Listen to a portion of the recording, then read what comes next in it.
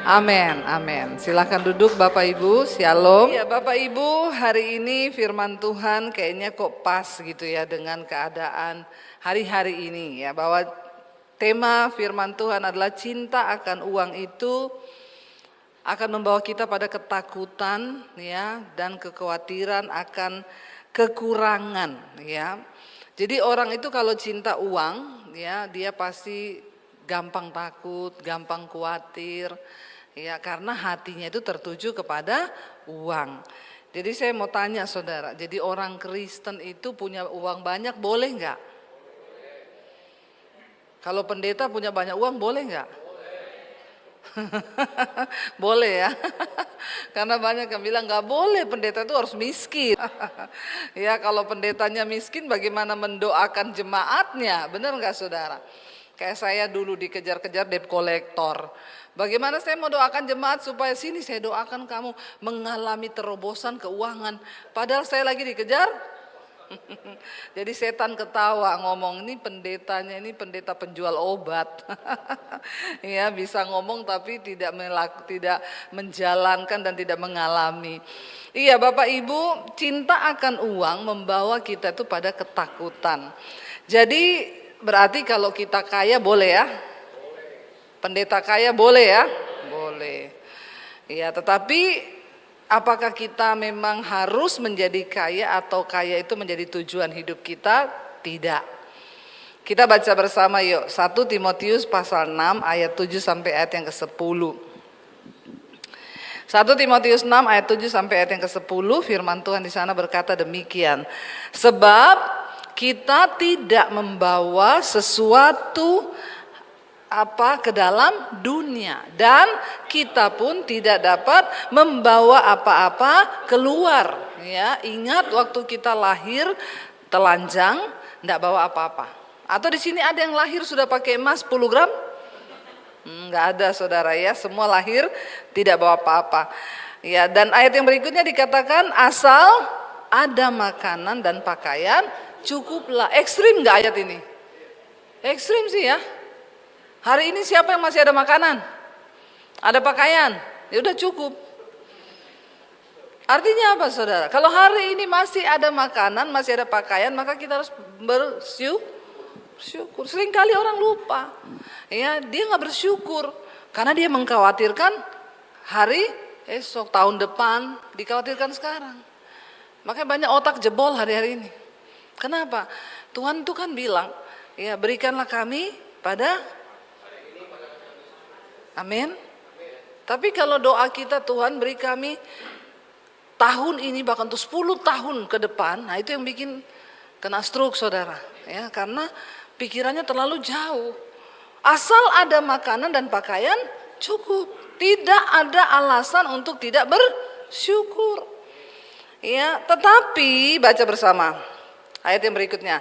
Tetapi mereka yang ingin kaya terjatuh ke dalam pencobaan, ke dalam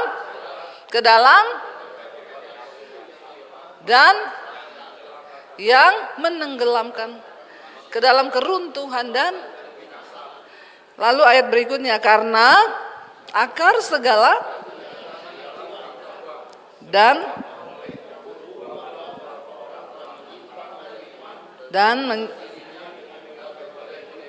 amin saudara.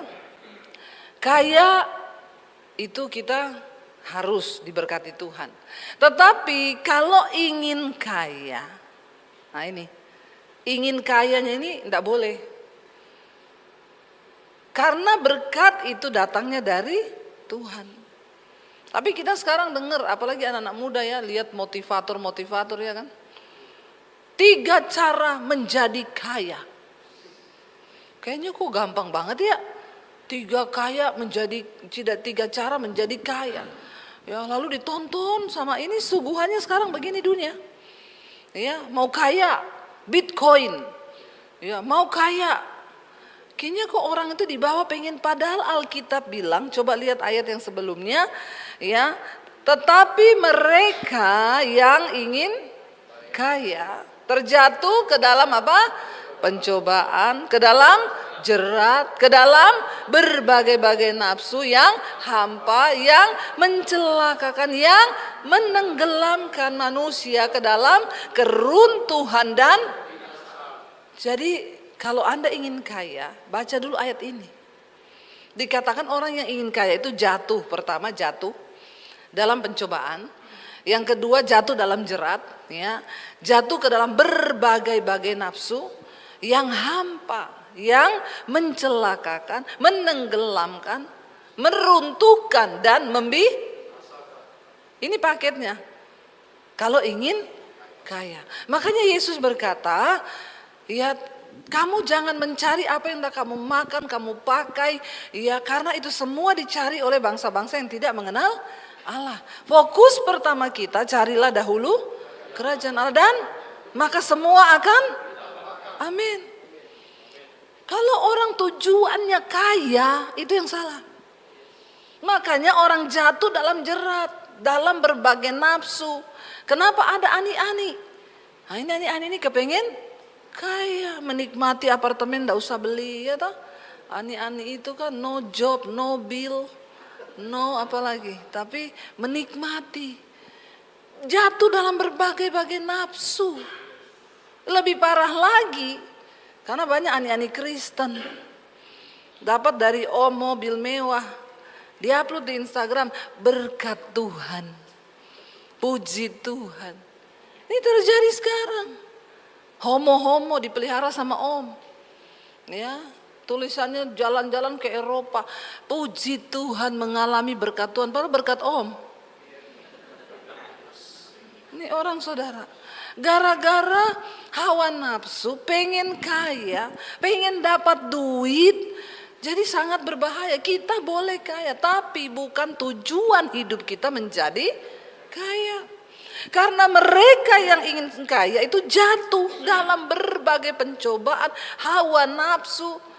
Saya sama suami saya setiap kali kami di mobil, di rumah duduk berdua ngobrol, kita selalu bilang kita tidak pernah berpikir loh bisa sampai di keadaan seperti hari ini. Karena kami tidak punya tujuan untuk punya kekayaan, enggak. Tapi kalau kami hari ini bisa diberkati Tuhan, tujuan kami dulu hanya apa? Mengejar perkenanan Tuhan. Tiba-tiba kami sampai di titik ini, ya ini yang buat Tuhan, bahkan tidak ada usaha kami.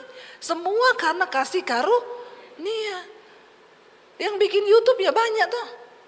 Yang bikin ini kan banyak, tapi ya itulah saudara. Ketika kita ini mendapat hati Tuhan, mendapat perkenanan Tuhan, maka dia Tuhan yang turut bekerja dalam segala perkara. Itu bonus Tuhan bilang. Itu semua dicari oleh orang-orang yang tidak mengenal Allah. Tapi aku berikan kepadamu, ya carilah dahulu kerajaan Allah dan kebenarannya, semua itu akan ditambahkan kepadamu. Jadi sebenarnya sikap hati dan sikap mental kita ini, itu yang dilihat Tuhan. Cinta akan uang itu adalah akar dari segala kejahatan. Bayangkan loh, cinta uang itu akar dari segala kejahatan. Jadi iri hati bisa timbul karena cinta uang. Perpecahan bisa timbul karena cinta uang. Pembunuhan bisa timbul karena cinta uang. Iya, berapa banyak keluarga yang hancur berebut warisan. Ujung-ujungnya duit. Ya, berapa banyak pelayaran yang hancur karena cinta uang. Ya, uang ini bahaya. Makanya Yesus berkata kita tidak bisa mengabdi pada dua Tuhan, pada Allah dan pada Mammon. Karena pasti engkau akan mencintai yang satu dan membenci yang lain. Makanya orang kalau sudah gila uang, dia udah nggak peduli Tuhan.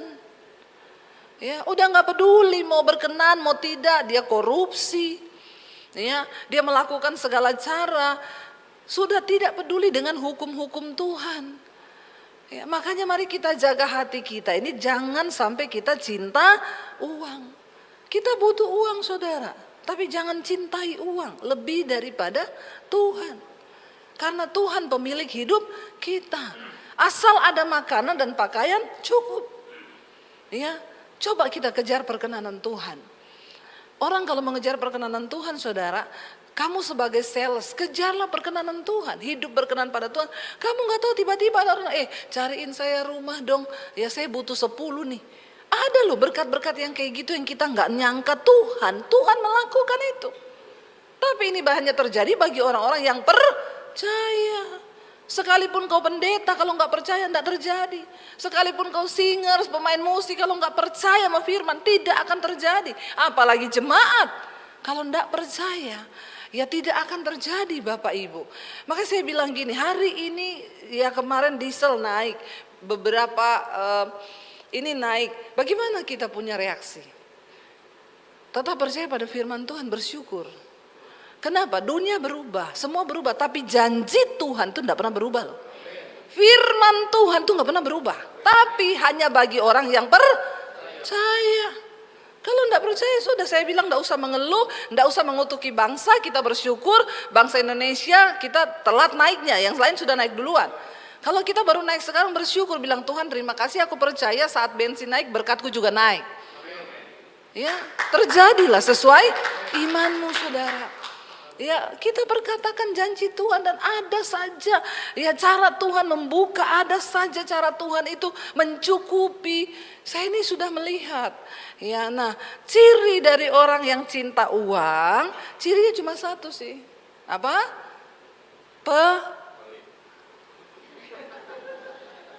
Alias bilang kanan kirimu, jangan pelit, dilarang kikir. Itu salah satu cara yang ciri yang paling dapat gampang diketahui orang cinta uang itu pelit. Ya, pelit. Wah, pelitnya itu setengah mati. Jangan bilang gini, yang cinta uang itu orang kaya, Bu. Enggak, orang miskin cinta uang banyak. Ini roh. Jadi enggak hanya orang kaya, orang miskin cinta uang banyak. Banyak orang miskin cinta uang. Ya, ada juga orang kaya yang cinta uang. Makanya itu namanya orang kaya tapi mentalnya miskin. Maunya gratisan. Itu ciri-cirinya juga. Maunya gratisan terus. Kalau bisa uang ini tidak keluar. Ya, apa-apa mengeluh, apa-apa marah, apa-apa ya nggak mau. Ini ciri-ciri saudara. Kalau kita pelit, kita kikir, ya itu fix. Ya, coba kita ukur hidup diri kita. Apakah kita ini selama ini hidup mencintai uang? Semua orang butuh duit. Iya memang. Ya.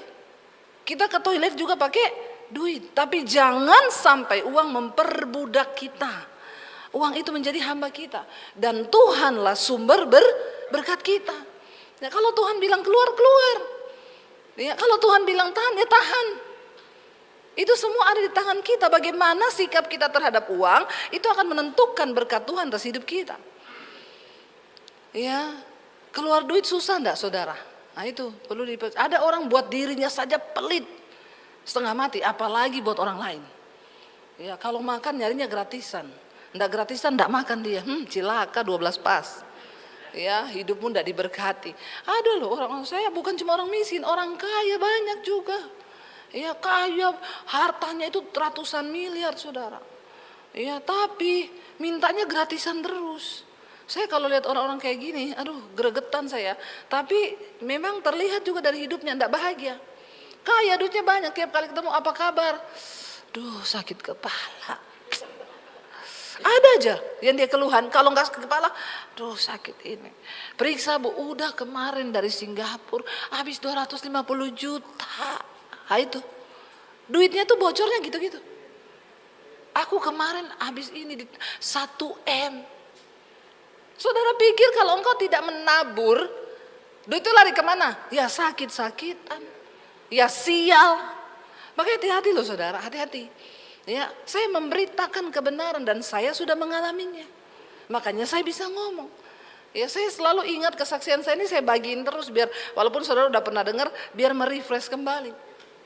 Saya dulu pernah cerita kan, waktu kami masih miskin, kin, ya di Solo, anak saya baru 1, 25 tahun yang lalu, uang tinggal 50.000.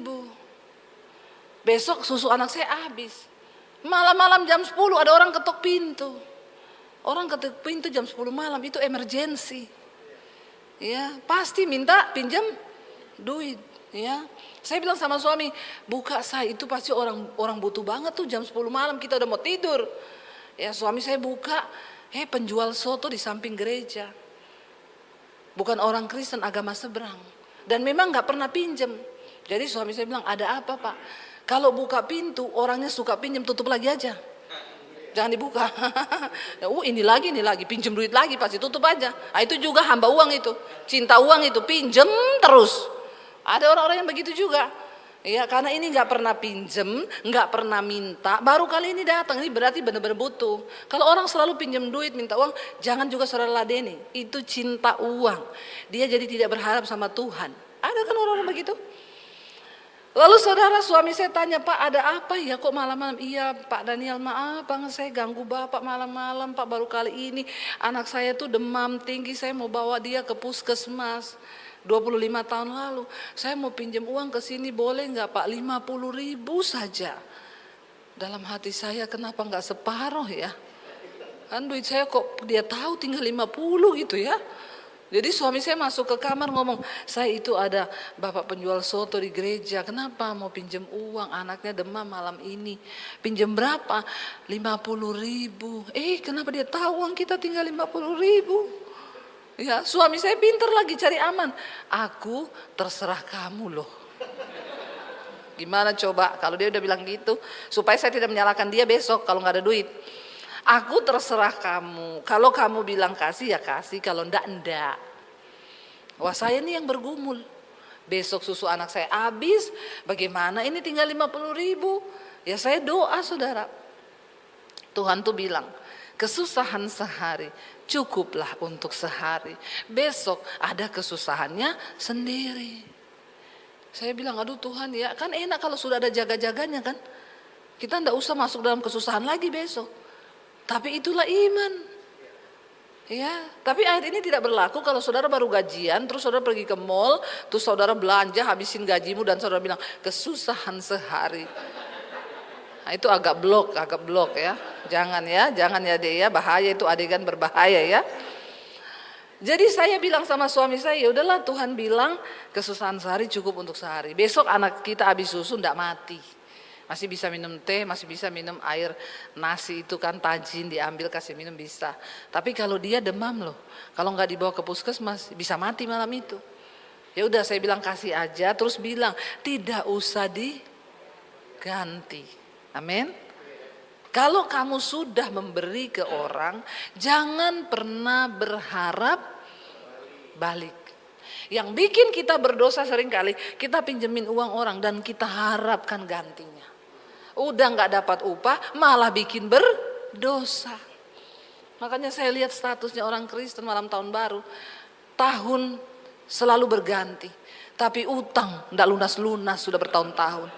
Kau kehilangan berkat, kehilangan damai sejahtera. Kalau sudah kasih anggap hilang, ya, amin. Jadi suami saya bilang, Pak, enggak usah diganti. Nanti minggu depan Pak Daniel kalau ada uang saya ganti. Enggak usah, bawa aja Pak. Ya sudahlah, malam itu kami tidur. Besok ada kesusahannya sendiri. Jangan kesusahan kau borong Bapak Ibu. Anakmu masih mau kuliah 10 tahun. Kau sudah borong sekarang, itu kesusahan. Anakku 10 tahun lagi kuliah. Uang dari mana? Wah cepat kena stroke. Ya, otak manusia itu enggak diprogram untuk memikirkan 10 tahun. Doa Bapak kami bilang, cukupkanlah hari ini. Ya, kalau kau pikir sampai 10 tahun, makanya banyak yang muka tua. Ya, jantungnya berdetak cepat. Lalu saudara, ya udah tidur. Besok bangun. Suami saya bilang nanti sore saya ada pelayanan di Full Gospel. Ya, main keyboard. Terus saya bilang, saya boleh ikut enggak ya? Daripada gabut juga di rumah ya, enggak ada duit lagi. Ya toh, ikut suami kan lumayan. Dapat dengar firman, dapat makan gratis. Enggak usah mikir bayar lagi kan. Jadi berkat jasmani dan rohani ya. Itu rohani sekali saudara. Ya, sudah saya datang saudara. Suami saya udah nata-nata. Tiba-tiba ada bapak-bapak itu pengusaha kaya. Masuklah dia di ruangan itu. Waktu saya lihat bapak itu, di hati ini suara langsung begini, nanti bapak itu akan memberkati engkau. Saya tengking, dalam nama Yesus mata duitan. Gara-gara gak ada uang 1 sen pun, terus berlihat bapak kaya, langsung kepengen diberkati, kau bertobat. Perlu kita menengking diri sendiri loh. Ya, karena banyak orang begitu kan, gak ada duit, Langsung mukanya berubah jadi celengan babi. Ketemu orang ditanya, apa kabar? Ya susah hidup ini, gak ada uang bayar sekolah anak, gak usah kau curhat sama manusia. Berharap dapat pertolongan, terkutuklah orang yang mengandalkan manusia. Diberkati orang yang mengandalkan Tuhan. Ya, lalu saya bilang, tapi suara itu muncul terus, nanti dia akan memberkati kamu. Saya bilang, ya Tuhan, kalau ini suaramu terjadilah, tapi kalau bukan, tengking dalam nama Yesus. Udah ibadah, makan-makan sudah, ya nggak terjadi apa-apa ini. Pulang saudara, pulang semua, suami saya beresin alat-alat, kami mau pulang, bapak itu datang. Shalom, ya Daniel, Debbie apa kabar? Baik Pak, kalian itu loh, kok enggak pernah telepon saya, enggak pernah SMS saya, ya padahal banyak hamba Tuhan tuh SMS saya, kalau ada butuh-butuh SMS saya, kalian tuh enggak pernah, kan kita punya Tuhan Pak. Ya, ngapain kita minta tolong sama Bapak? Orang Tuhan kita hebat kok. Jadi gimana kabar? Baik, puji Tuhan. Sini. Saya pengen memberkati kalian. Saya berdoa ya buat kalian. Oh, berkatnya doa. Bukan doi. Ya, jangan selalu mengidentifikasi berkat itu selalu doi. Bisa juga doa. Ya, amin. Udah kita didoakan dalam nama Tuhan Yesus, berkati Tuhan gini, amin. Pas mau pulang, tunggu. Saya itu disuruh Tuhan, apa Pak? Tuhan suruh kasih semua uang dari dompet saya. Sebentar ya saya lihat dulu, dia ambil uang. Ada 750.000, itu 25 tahun lalu sama dengan 7.500.000 saudara. Ini ada 750.000, ini Tuhan suruh saya kasih buat kalian. Oh, serius Pak? Iya serius. Terus Bapak pulang ongkosnya saya pinjemin 50.000 gimana? Ya, nggak usah Bu, saya kan ada sopir di bawah. Oh iya ya Bapak pakai sopir, beda sama kita pakai motor.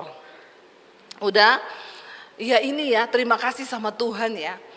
Begitu turun tangga mau turun ke bawah, sebentar, ada uang, kamu ada rekening BCA enggak? Ada, berapa ya? Enggak hafal Pak. Nah ini harus hafal nomor rekening ya. Hafal. Karena ya sepersekian detik bisa berubah loh orang. Saya waktu itu enggak hafal, sekarang hafal 785 034 047 hafal saya. Dulu enggak hafal. Ditanya berapa? Enggak hafal Pak. Oh ya udah, kalau gitu besok jam 8 pagi tolong di SMS ke nomor saya ya. Oh iya Pak, iya baik. Besok tunggulah jam 8 lebih 5 baru kau SMS. Ya. Kalau orang minta begitu, jangan jam 7, jam 5 sudah kau SMS. Orangnya kan bilang jam 8 toh, jam 8 aja tunggu. Berkat Tuhan enggak usah direkayasa. Ya, ada orang begitu diminta rekening jam 8, jam 5 di SMS. Ini nomor rekening saya, jam 7 dia tanya, udah transfer belum? Yang ada batal, orangnya nggak mau transfer. Nggak usah ditanya saudara, diem aja gitu ya. Jadi saya ya jam 8 saya SMS, Pak ini nomor rekening tadi malam Bapak minta. Oh iya. Sampai jam 12 nggak ada kabar. Saya juga nggak usah tanya soal berkat itu, nanti Tuhan yang atur. Jadi saya sampai jam 12 ya dia telepon, Bu lagi di mana? Di rumah sama suami. Bisa ke BCA pusat nggak di sini? Oh iya bisa Pak. Ada yang saya mau sampaikan. Kita datang saudara, dia pegang amplop coklat. Kalian terima kasihnya sama Tuhan loh. Kenapa Pak? Ini ya Tuhan tuh suruh saya memberkati kalian. Ini ada uang 10 juta. Zaman itu loh saudara, 25 tahun lalu itu gede. Ya orang DP rumah 30 juta waktu itu. Ya, ini ya uang 10 juta. Terima kasih sama Tuhan, jangan sama saya, sama Tuhan terima kasih. Ini Tuhan loh yang suruh, Tuhan tuh baik sama kalian. Iya Pak, terima kasih ya, terima kasih Tuhan Yesus, terima kasih juga Bapak yang udah jadi berkat. Kita pulang, sampai di rumah kita ngobrol saudara. Saya kalau kemarin itu kita enggak kasih uang 50.000 itu. Kira-kira kita enggak lihat mujizat ini loh. Karena Tuhan tuh menguji hati. Iya Kak? Ya, kamu dikasih berkat segitu bisa nggak kamu dipercaya? Karena kalau Tuhan mau memberkati kita lebih besar, ya dia harus percaya dulu kita jadi bendaharanya kan? Amin. Makin besar berkat kita, ya ujiannya makin besar. Ya, dan Tuhan itu Tuhan yang melihat hati, saudara. Kalau hati kita sudah cinta uang, maka ya banyak proyek Tuhan, banyak rencana Tuhan tidak terjadi. Kau ketemu pengemis, Tuhan gerakan kasih dia duit, kau enggak kasih, jangan nanti saya gini-gini kurang, padahal Tuhan suruh. Banyak orang di sekelilingmu yang harus menikmati kasih Tuhan itu. Tapi kadang-kadang karena kita ini enggak peka, ya kita akhirnya enggak bisa jadi orang yang dapat dipercaya. Saya tidak mau main judi dengan Tuhan, tapi janji firman Tuhan itu ya dan amin. Ya, jangan kau pelit menabur buat mertuamu, buat ibumu, buat keluargamu yang memang berkekurangan ya, bukan yang minta-minta. Jangan salah menabur juga. Jangan punya roh cinta uang. Ya, perpuluhan pun itu kita hanya latihan loh. Karena 100% milik Tuhan. Tapi kita cuma latihan mengembalikan apa yang wajib. Nah, kalau 10 aja kita nggak balikin, apalagi yang lain. Mari kita mulai belajar taat. Saya melihat, saya baca ayat yang terakhir, yuk kita baca ya. Amsal 11 ayat 23 sampai 25. Ya, jangan kau pelit-pelit saudara. Amsal 11 ayat 23 sampai ayat 25. Keinginan orang benar itu mendatangkan bahagia semata-mata. Kalau kita menjadi orang benar, keinginan kita itu dipenuhi Tuhan menjadi kebahagiaan semata-mata. Tetapi harapan orang fasik itu mendatangkan murka. Ini bicara tentang orangnya, ya orangnya, bukan berkatnya. Kalau dia jadi orang benar, keinginannya dipenuhi Tuhan menjadi kebahagiaan. Tapi kalau orang fasik, bahkan harapannya itu mendatangkan murka Tuhan. Ya makanya kita ini harus jadi orang yang mana dulu. Ayat yang berikutnya berkata, ada yang menyebar harta tetapi bertambah kaya. Ada yang menghemat secara luar biasa namun selalu berkekurangan. Kadang-kadang kekurangan bukan bicara soal materi tapi sikap hati. Ada orang pegang duit 1 M, dia rasa sudah kurang. Tapi ada yang cuma pegang 50.000, saya rasa sudah berkelimpahan. Bahkan saya bisa kasih 50.000 itu buat orang. Ini bicara soal sikap hati. Sikap hati kita ini yang Tuhan lihat. Jadi kekurangan atau kelimpahan itu bukan soal nilai, tetapi soal sikap hati. Kau cinta uang atau tidak? Ya, kalau kita nggak cinta uang, bahkan 50.000 pun kita bisa mengucap syukur, merasa dilimpahi. Makanya kita berani untuk ngasih ke orang. Karena saya merasa saya sudah punya semuanya. Tapi ada orang sudah punya ratusan miliar, dia tetap merasa kurang. Ya, semakin berkekurangan. Ayat yang berikutnya berkata, siapa banyak memberi berkat, diberi kelimpahan. Siapa yang memberi minum, ia sendiri akan. Kalau orang itu memberi berkat, dia diberi kelimpahan. Ini janji firman. Bukan cuma diberi saudara, tapi diberi limpah itu berarti lebih dari penuh. Berarti itu tumpah keluar. Itu loh yang Tuhan mau dari hidup kita. Enggak peduli mau bensin naik, mau bahan-bahan naik. Percaya janji Tuhan tuh enggak berubah. Dan kita harus tetap ada dalam firman Tuhan. Kita nggak pernah berkekurangan sebab uang itu Tuhan yang punya, semua Tuhan yang punya. Cara-cara yang ajaib Tuhan bisa bukakan. Ya, saya melihat saudara, ada orang yang bersaksi sama saya begini, Bu Dewi, saya itu dulu dipesan sama pemerintah baju itu Bu banyak sekali. Terus tiba-tiba mereka bilang nggak jadi, padahal saya sudah bikin. Saya rugi miliaran tuh Bu. Ya. Tapi saya mulai dengar khotbah ibu, saya mulai praktekkan untuk menjadi orang yang belajar memberi, menjadi orang yang belajar menabur. Tiba-tiba Bu, ya ada yang minta kembali. Saya boleh nggak minta itu yang dulu kita pesan, saya kirim buat kota ini, kota ini. Tiba-tiba dia dapat pesanan banyak baju-baju. Dia bilang, Tuhan itu benar ya, ajaib. Bagi Tuhan nggak ada yang mustahil saudara. Kalau engkau, Tuhan tuh melihat hati kita dulu. Ya, kalau hati kita itu siap diberkati, ya Tuhan pasti memberkati. Yang jangan normalisasi pelit dan kikir. Baca 1 Korintus 6 ayat 9 sampai 10. Saya undang imam musik maju ke depan. 1 Korintus 6 ayat 9 sampai 10.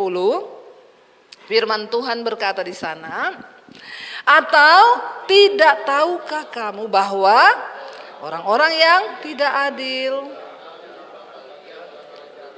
siapa lagi? Jangan sesat. Orang cabul, penyembah berhala, orang bersinah, banci.